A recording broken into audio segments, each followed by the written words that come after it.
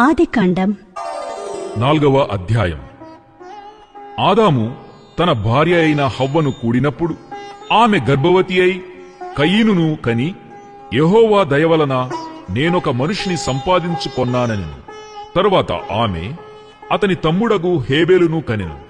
హేబేలు గొర్రెల కాపరి, కయీను భూమిని సేద్దపరచువాడు. కొంతకాలమైన తరువాత కయీను పొలము పంటలో కొంత యెహోవాకు అర్పణగా తెచ్చెను.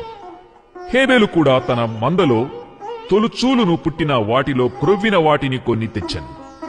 యెహోవా హేబేలును అతని అర్పణను లక్ష్యపెట్టెను. కయీనును అతని అర్పణను ఆయన లక్ష్యపెట్టలేదు. కాబట్టి కయీనుకు మిక్కిలి కోపము వచ్చి అతడు తన ముఖము చిన్నబుచ్చుకొనగా, యెహోవా కయీనుతో, నీకు కోపమేలా? ముఖము చిన్నబుచ్చుకుని ఉన్నావేమి? నీవు సత్క్రియ చేసినెడలా తలనెత్తుకొనవా? సత్క్రియ చేయనీడలా వాకిట పాపము పొంచియుండును. నీ ఎడల దానికి వాంఛ కలుగును, నీవు దానిని ఏలుదు అనెను. కయీను తన తమ్ముడైన హేబెలుతో మాటలాడెను. వారు పొలములో ఉన్నప్పుడు కయీను తన తమ్ముడైన హేబెలు మీద పడి అతనిని చంపెను.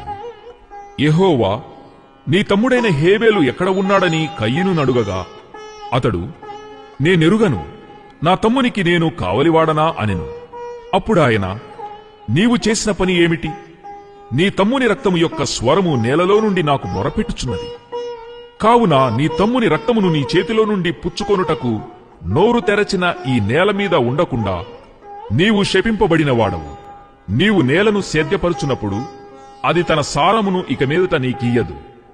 నీవు భూమి మీద దిగులుపడుచు దేశదిమ్మరివై ఉందువనెను.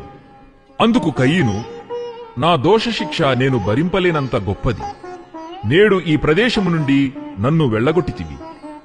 నీ సన్నిధికి రాకుండా వెలివేయబడి దిగులుపడుచు భూమి మీద దేశదిమ్మరినై ఉండును. కావున నన్ను కనుగొనువాడెవడో వాడు నన్ను చంపునని యెహోవాతో అనెను. అందుకు యెహోవా అతనితో, కాబట్టి ఎవడైనను కయీనును చంపిన ఎడల వానికి ప్రతిదండన 7 కలుగుననెను. మరియు ఎవడైనను కయీనును కనుగొని అతనిని చంపక ఉండునట్లు యెహోవా అతనికి ఒక గుర్తు వేసెను.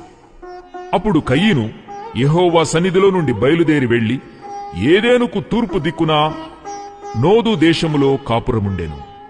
కయీను తన భార్యను కూడినప్పుడు ఆమె గర్భవతి అయి హానోకును కనెను. అప్పుడతడు ఒక ఊరు కట్టించి ఆ ఊరికి తన కుమారుని